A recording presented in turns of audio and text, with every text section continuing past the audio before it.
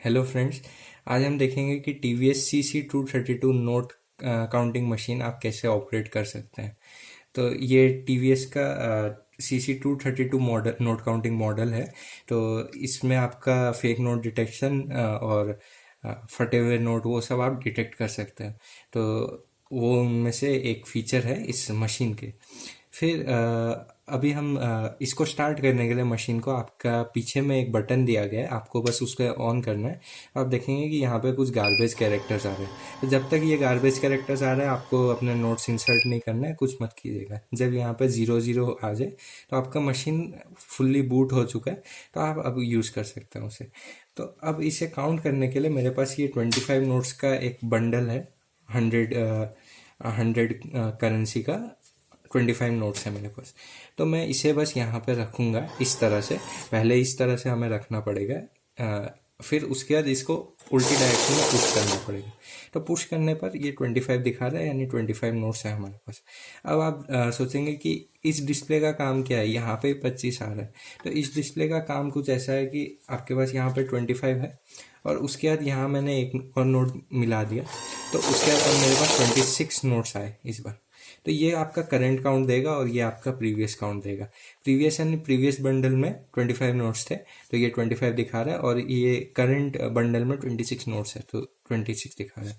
फिर से मैं अगर एक हटा दूँ तो वापस से 26 और 25 आना चाहिए। ये देखिए 26 आ रहा है और इस बंडल में 25 आ रहा है। तो ये कुछ इस तरह से काम करता है। और भी इसके कई फंक्शनैलिटी है, जैसे ऐड मोड है, बैच मोड है, और अल्ट्रावायलेट और मैग्नेटिक डिटेक्शन है आपके फेक नोट्स और फटे हुए नोट्स को डिटेक्ट करने के लिए। और बस वही फीचर्स हम एक एक करके उस पर जाएंगे। तो सबसे पहले देखते हैं रीसेट बटन का क्या काम होता है। तो रीसेट बटन से आपका ये मशीन पूरा का पूरा रीसेट हो जाता है।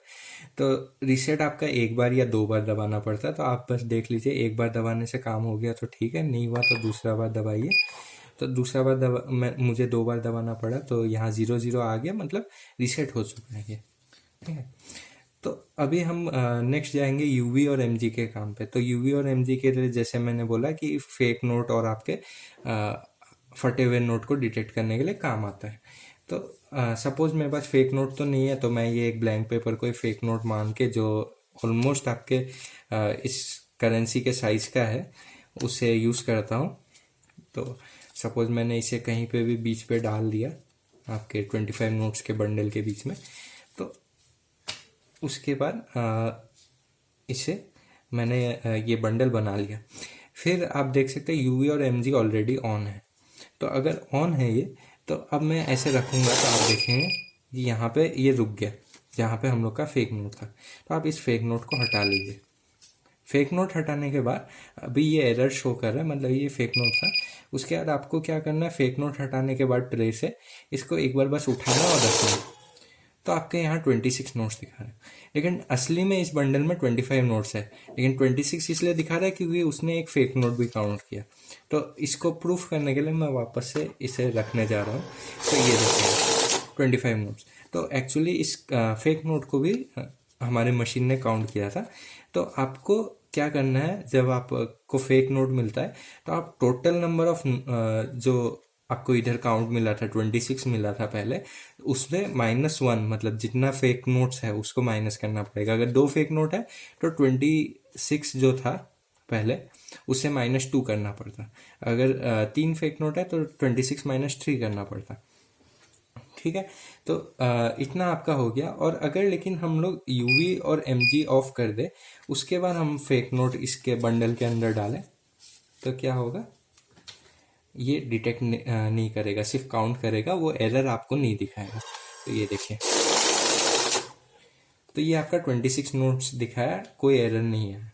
ठीक है। तो कोई भी अगर एरर नहीं आ रहा है, मतलब यूवी और एमजी ऑफ था इसलिए कोई एरर नहीं आ रहा है, वो फेक नोट यानी ये जो ब्लैंक पेपर था वो डिटेक्ट नहीं हुआ। ठीक है। तो अगर यूवी और एमजी आपको वापस ऑन करना है तो बस ये एक एक बार प्रेस कीजिए। और इसका एक शॉर्टकट भी, अगर आपको दोनों ऑफ करना है तो काउंट दबाइए, दोनों ऑन वापस से करना है तो काउंट आप एक ही बार में दबा सकते हैं। फिर आपका आता है ऐड मोड। अगर कभी आपके पास बहुत सारे बंडल्स है, सपोज मेरे पास यहाँ पे 100 के कई सारे बंडल्स हैं। ठीक है। यहाँ पे मेरे पास 1 2 3 और यहाँ पे एक चौथा बंडल। तो ऐसे छोटे छोटे बंडल है, आपको पूरे के पूरे काउंट करने हैं। तो आप क्या करेंगे, ये छोटे छोटे बंडल को पहले ऐड मोड में आप डाल लीजिए मशीन को। तो यहाँ ऐड मोड दिखा रहा है, यानी ऐड मोड स्टार्ट हो गया आपका। और उसके बाद हम एक बंडल को ऐसे रखेंगे पहले। तो यहाँ पे फेक नोट था, इसको हटा दीजिए। तो -1 करना पड़ेगा आपको, और वापस से इसको बस उठा के वापस रखना नोट को, तब आपके बाकी के काउंट होते जाएंगे। तो इस बैच में था आपका 26 नोट्स, लेकिन -1 फेक नोट, 25 नोट्स। ठीक है, तो वो फिर भी हम लोग काउंट करते हैं एक बार। उसके बाद आपका आता है सेकेंड बंडल। तो 26 पहले था और इस बैच में 41, तो आपका टोटल 67 हो गया। फिर एक और बैच डाल रहे हैं ये, तो 67 अभी टोटल है, प्लस ये नए वाले बैच का 14। तो 67 + 14 81। फिर उसके बाद ये थर्ड वाले बैच पे, फोर्थ वाले बैच पे 81 + 20, तो 101। लेकिन -1 एक फेक नोट करना पड़ेगा आपको, तो आपका 100 नोट्स है इस बंडल पे।